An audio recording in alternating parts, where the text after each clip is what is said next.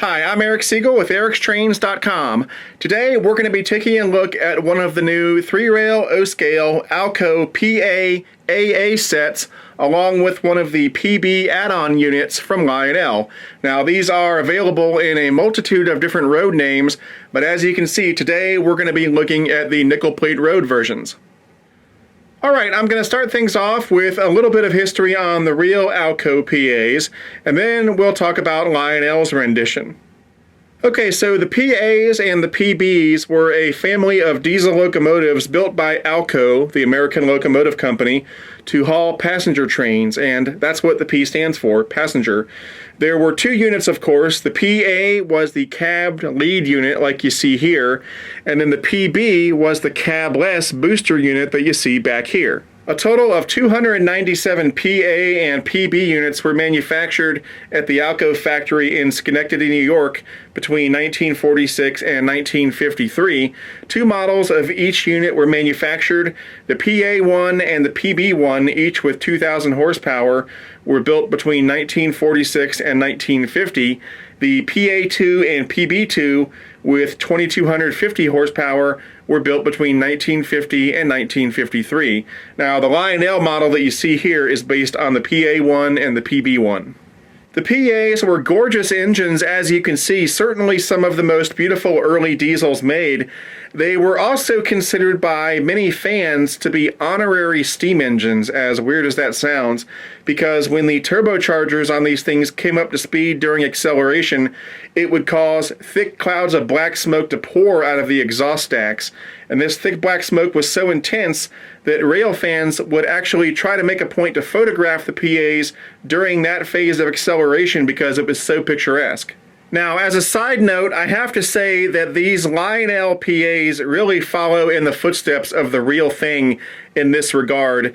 These three units put out about as much smoke as I've ever seen from a model train, and I've actually had to stagger the times when the smoke units run to keep my entire basement from filling with smoke quickly. Even when they're set on low, these things really pump that stuff out. It's not black like on the real PAs, but these things put out a ton of smoke. And so it's kind of cool that they do that because the real PAs did that as well. Anyway, as beautiful as the PAs were, with only 297 PA and PB units being made, they were ultimately not very successful. The main reason for their failure was the unreliable ALCO Model 244 prime mover. ALCO had rushed development of the new engine design that was going to be used in the PAs in order to meet a self-imposed deadline for the product rollout. And this hurried development meant very little time for testing and troubleshooting. This would prove to be a fatal decision by ALCO, as the unreliability of the Model 244 severely tarnished their reputation and led to far fewer sales than they would have liked. Now, eventually a more reliable prime mover, the 251, was developed to replace the 244, but by the time that happened, the damage to ALCO's reputation had already been done. GE stepped up with far more reliable diesels, and ALCO's market share dwindled until they finally folded in 1969. The whole situation was really quite tragic. If ALCO had simply allowed more time for testing and development, the PA could have been a much more successful engine, and ALCO could have remained a major player in the diesel market, but it wasn't meant to be. Now, fortunately for us, there are actually 5 PA units that survive to this day. The most relevant one to this review is Nickel Plate Road number 190, which is right here. It was actually previously D&H number 18, but a private owner in Oregon is restoring it as Nickel Plate Road number 190. I don't think 190 is fully functional yet, but hopefully it will be in the near future. For more information on the restoration of Nickel Plate Road 190, check out www.nkp190.com. Alright, now let's talk about Lionel's rendition of the ALCO PAs and PBs. These were offered in Lionel's 2015 Volume 1 catalog, and then they were delivered toward the end of 2015, right around December. As I mentioned earlier, what you're looking at here is actually made up of two separate cataloged items. There's the AA set, which consists of two A units, one powered, one non-powered, and then there's also a separate sale powered B unit available as well. Now, these are available in a multitude of different road names. I've got the nickel plate road renditions, but you can also get these in Missouri Pacific, Denver Rio Grande, Southern Pacific, Lehigh Valley, Southern, Wabash, and Pensy. So let's go over some stats on these things. Each of the A units is about 16 inches long. The B unit is about 15¼ inches long. The total length of the AA set is 33 inches, and if you've got the ABA combination like I have, the total length is just under 50 inches. The weight of the powered A unit is 4 pounds 6 ounces. The weight of the powered B unit is 4 pounds 1 ounce. And the weight of the dummy A unit at the end is 3 pounds 9 ounces. So the AA set has a combined weight of 8 pounds 7 ounces. The ABA combination has a combined weight of 12 pounds. The AA set by itself has 1 pound 4 ounces of pulling power, but if you add in the powered B unit, that pulling power more than doubles. It goes up to 2 pounds 12 ounces. The minimum required curve needed to operate these engines is 0.36, so these are actually very friendly to small layouts with tight curves. Now, when I saw 0.36 in the catalog, I was actually surprised because these are pretty big engines, and I figured they're probably at least 0.54. But when I was looking over the engines, I discovered a feature which is not mentioned in the catalog, and that feature is what allows these engines to negotiate much tighter curves than they would normally be able to. I'll talk more about that feature later on. On the inside, the powered A unit is driven by 2 flywheel motors, and there are also 2 flywheel motors in the powered B unit. All 3 units have fan-driven smoke units and legacy command control, and then there's legacy rail sounds up in the front powered unit. As usual, there are 3 ways to operate this set. The preferred method is to use Lionel's legacy command system, as that will give you access to all of the advanced features. However, you can also run the engine with Lionel's classic TMCC command system, or you can run these things conventionally with just a transformer and some track. These things have lots of great details and features, so now let's go in for a closer look. Alright, so here's a look at the pilot on the lead A unit, and as you can see, it's very nicely done. We've got some nice cast-in details. We've got some separately applied MU hoses and air hoses and so forth. And then here in the middle, we've got the electrocoupler that can be thrown from the Legacy or TMCC remote. Here's a look at one of the many truck side frames you're going to see on this set, and as you can see, they did a pretty good job. The detailing is very nice. Anywhere where there's a door above the truck, you're going to see one of these add-on ladders, which is a nice touch. Here in the middle of the A unit, we've got the fuel tank area with some nice cast-in detailing and some hand-painted details over here. As we swing around the back, we have a dummy O-gauge coupler that couples up to the other A unit if all you bought was the AA set, or in my case, it couples up to the powered B unit. And then on the corners, we've got these nice steps, and this is where things get interesting. So if you remember, I said these engines have a feature that allows them to negotiate tighter curves. Well, you're looking at that feature right now. These steps are actually sprung so that they can move out a little bit, and they're all like that. See, over there. And on both A units and the B unit, anytime you have steps at the end, they're sprung like this. And what that does is it allows the trucks to move out a bit more to allow the engines to negotiate tighter curves without hitting up against the steps and causing a derailment. So it's pretty cool. It's actually pretty ingenious. I've never seen this on a Lionel engine before. They may have done it before, but I've never seen it, and I gotta say, I'm pretty impressed. So thanks to these sprung steps, these engines can negotiate tighter curves than they would otherwise be able to. Now, I'm going to take the shell off the engine a little bit later to show you what's inside, and when I do that, I'll show you the spring mechanism that makes this possible. Moving on up, here's a look at the front of one of the A units, and as you can see, it looks great. We've got separately applied metal grab irons down here on the corners, on the sides of the hood and above the windows, and then we've got separately applied windshield wipers on the windows. We've got lighted number boards on either side. We've also got operating marker lights. Here in the middle, we've got a nice nickel plate road logo. There's an operating headlight above that, and then the road number, and then we have an operating MARS light on top. Now, I've seen a lot of models of early cab unit diesels, be they F units or E units or PAs like this, and I have never seen one with a door on the front that actually opens up. They are almost always cast into the plastic, but look what we have here. The doors on the front of these PA units open up. How cool is that? As we start to make our way down the side of the engine, you can see the side cab windows. They look nice. We've got a door that opens up, and it is sprung, so it'll snap back shut. The door is flanked by two separately applied metal grab irons. We've got some nice step detail down here, and then to the right is a nice legible builder's plate. It's probably not very clear on the video, but on the inside of the cab there are two hand-painted crew figures, and then in front of the engineer there's a control panel with a throttle knob. It's pretty cool. And then the interior of the cab is lighted, and that light does shut off when the engine starts moving. Here in the middle you can see some of these really nice looking see-through screens and vents that we have up on top. We've got the nice looking nickel plate road logo, and there's some nice rivet detailing and some really deeply recessed detailing as well. And then we've got a door in the middle of the engine that is sprung, and it does open. And again, it's flanked by separately applied metal grab irons. Here at the end, we've got another porthole window and some more add-on grab irons. And then right here, we get one of the few hints on this model of the full name of the nickel plate road, which of course is the New York, Chicago, and St. Louis Railroad. Here's a look at the back of the lead A unit, and really the backs of all of these units look pretty much the same except for the road number up top. But we've got some separately applied grab irons down here on the corners. We've got some molded in details around here that look pretty good.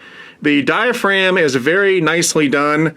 It's sprung, so it's got some spring to it like that. Pretty nice. There's a grab iron inside there. And then we've got the door, and the doors open up like that. And again, they are sprung, so they'll snap shut like that. Up on top of the A unit, we've got a little add-on horn. And then we've got some nice molded in details back here, along with some separately added metal lift rings. Looks good. Moving back, we've got the smokestack, and there is a fan-driven smoke unit down in there. And as always, to load smoke fluid into the smoke unit, you simply pour the smoke fluid directly down the stack. Behind that, we've got a nice fan back here with an add-on see-through metal screen on top. And if I turn it a little bit, maybe you can see the fan down in there. It is an add-on piece, and if you were to blow on it, it would actually spin. At the end here, we've got some nice add-on detail parts, and then this piece can be detached to reveal the master controls for the engine. So we've got the run program switch, the Odyssey speed control switch, the smoke unit on-off switch, and the master volume knob. And then also, right in here is the compartment for the optional 9-volt battery. Now, for those of you out there who may be new to this hobby, you might be wondering what the optional 9-volt battery is all about. So let me take a second to explain that. If you're going to be running the engine in command control mode with either Legacy or TMCC, you don't need the battery at all. So for example, on my layout, none of my engines have the optional 9-volt battery installed. The 9-volt battery is there in case you want to run the engine the old-fashioned way, conventionally, with just a transformer and nothing else. If you've ever run an old-fashioned train, you know that in order to change directions, in order to go from forward into reverse, for example, you have to cycle the power on the engine, which of course interrupts power to the engine while it cycles to neutral and then into reverse. Well, the optional 9-volt battery is there so that the sound system on the engine does not get interrupted while you're changing directions. Here's a look at the underside of the powered A unit. We've got 4 pickup rollers, 2 per truck. There are traction tires on the inner set of axles. And then we've got the speaker for the sound system here in the middle. And then right here is the sensor for the Lionel LCS sensor track if you choose to use one. While I've got the engine upside down, I'd like to talk about these dummy couplers for just a minute. You'll notice that on the underside, the dummy coupler here is hollow, and that is something new. I haven't seen that before. Previously, the dummy O-gauge couplers on diesels were solid metal. Now, I'm sure that Lionel did this as a cost-cutting measure to save a few pennies on the manufacturing cost of the model. Now, ideally, you don't want to see cost-cutting measures, but, you know, this is the real world, and they have to worry about their bottom line. And so I'm actually okay with this, because as far as cost-cutting measures go, I'd much rather see something like this than, say, having them cut out a feature or put a cheaper speaker in the engine or put a shoddy paint job on the engine. This is not going to affect the performance of the engine at all.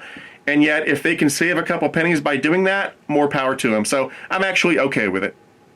All right, that takes care of the lead A unit. Now let's check out the powered B unit, which again is sold separately. I may have mentioned this before, but on the inside, the B unit has 2 motors and a fan-driven smoke unit, so it's very nice. Now, one thing I want to mention is that the Nickel Plate Road never actually purchased any PB units in the real world, so this is a fictionalized B unit in this case. Lionel went ahead and offered B units for all of the road names offered in the catalog, but only a few of those road names actually purchased B units in the real world. Those road names were Denver, Rio Grande, Pensy, and Southern Pacific. All of the other ones in the catalog are fictionalized. I don't have a problem with it. I'm not going to lose any sleep over it, but I did want to point it out.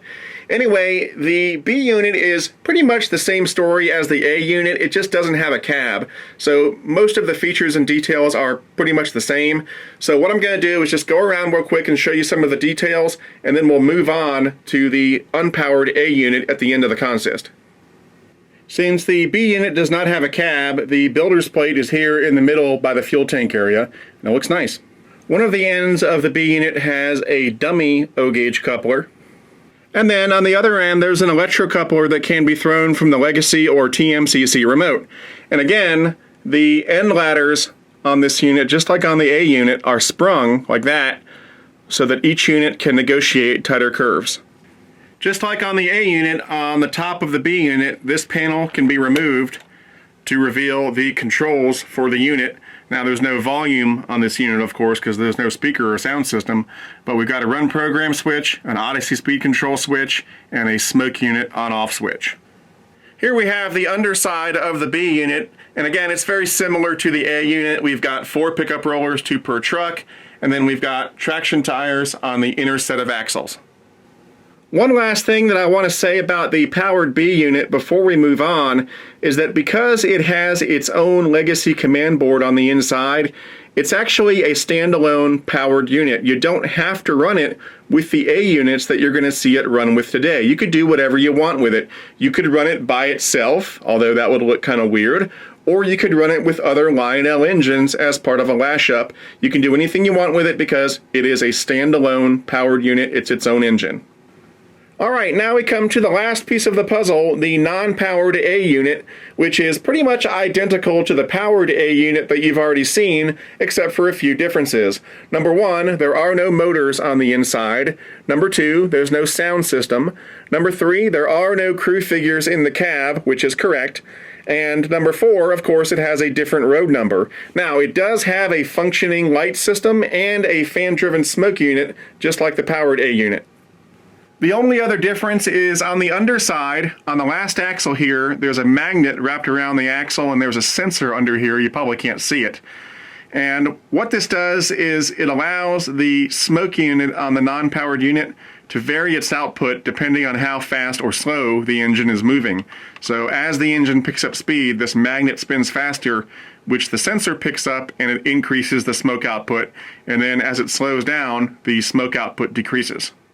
I've seen this feature on other non-powered diesels that Lionel has put out over the last few years, and it's kind of cool. It's one of those little features, kind of like the sprung ladders, that they never mention in the catalog, and yet when you see them, they're pretty cool. The last thing that I want to say about the non-powered A unit is that just like with the B unit, this thing has its own legacy command board on the inside, so you do not have to run it with the other engines that we're going to run it with today if you don't want to. Now, of course, it doesn't have motors like the powered unit does. The legacy board is there more for the sake of the lights and the smoke unit and the coupler, but you can run it with any other Lionel engines that you want. It's not tied to this set.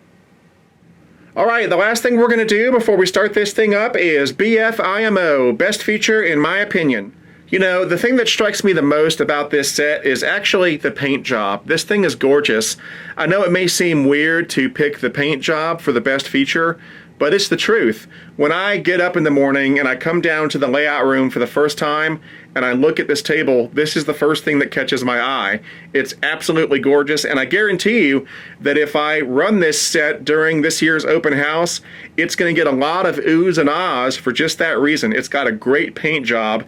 And actually, it's the paint job that more than anything else is making me want to try one or two more of these PA sets, because if the nickel plate road looks this good, I can only imagine how the Southern might look, or the Wabash, or the Southern Pacific. Alright, now comes the best part. It's time to crank this puppy up. Now, in terms of legacy or TMCC programming, what you want to do is give each of these units the same ID. So in my case, in my legacy remote, I've got each of these programmed with an ID of 63. But anyway, let's go ahead and start it up. This is the dispatcher. Do you copy? Copy that, dispatcher. I read you. Over. Okay, start her up. Stand by for track orders. Roger that. Let's get to work.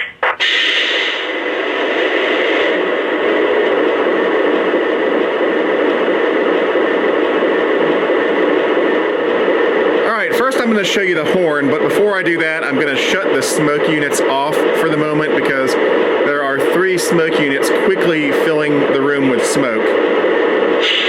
There we go. Alright, so let's check out the horn. Now, I'm not a big fan of the horn on these engines, and it's not specific to these models. It's the fact that Lionel these days is putting the same horn in just about every single diesel they are making. I don't know why they've chosen to do it. Well, I do know why. Money. It's probably cheaper to do it that way, but it's kind of driving me crazy. It's not that the horn is bad, it's that they're putting it in everything. So let's check it out.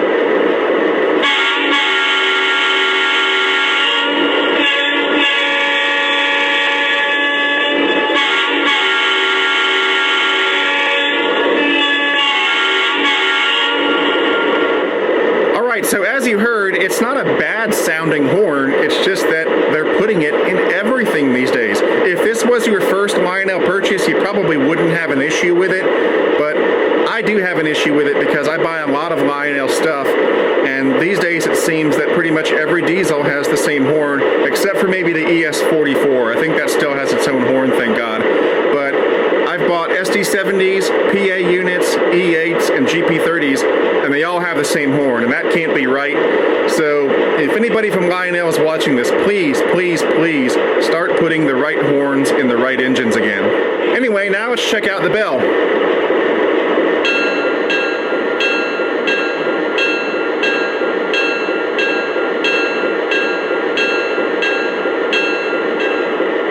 These things have 8 different RPM levels, so let's go ahead and rev it up, and then we'll come back down.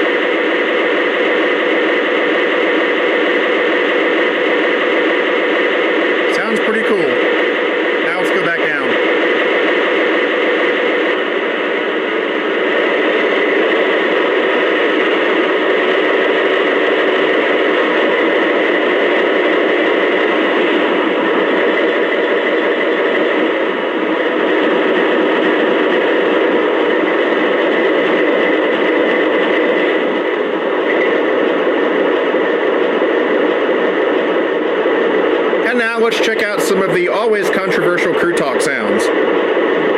Dispatcher here. Stand by. Over. Roger that. Standing by. Out. Dispatcher here. You're clear to pull. Over. Thank you, sir. Get ready to move. Out. Dispatcher, I'm in the clear, awaiting instruction. Over. Affirmative. Welcome back. Out. Dispatcher, are we clear through the crossing? Over. Roger that. Clear ahead. Over. Thank you much. Dispatcher here. Switch your line. You're clear inbound. Over.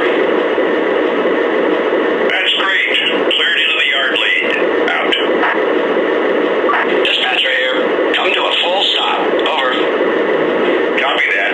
Full stop. Out. All right, we've got the smoke back on, so we're gonna go ahead and roll it out. Now, I've got some passenger cars behind these. I don't have any nickel plate road passenger cars at the moment, so I've just got a mix of random stuff. Anyway, let's move it out.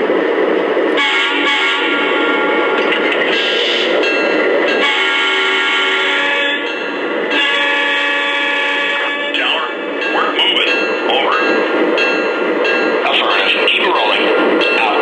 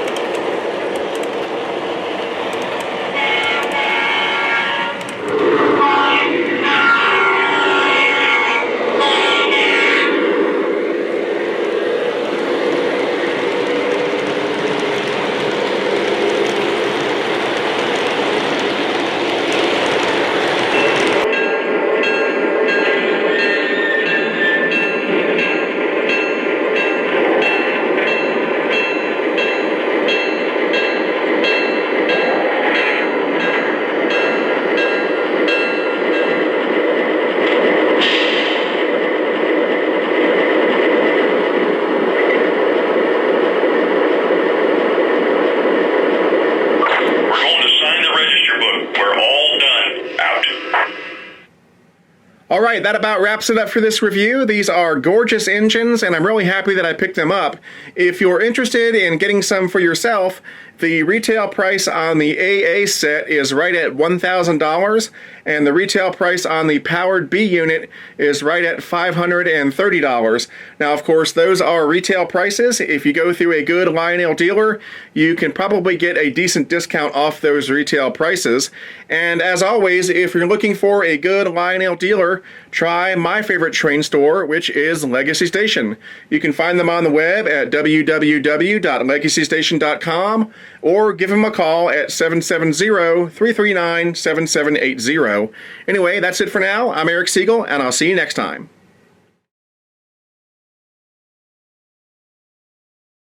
To discuss this model or any other O-Gauge trains and to meet other O-Gauge modelers, check out the O-Gauge Railroading Magazine online forum at ogrforum.ogaugerr.com.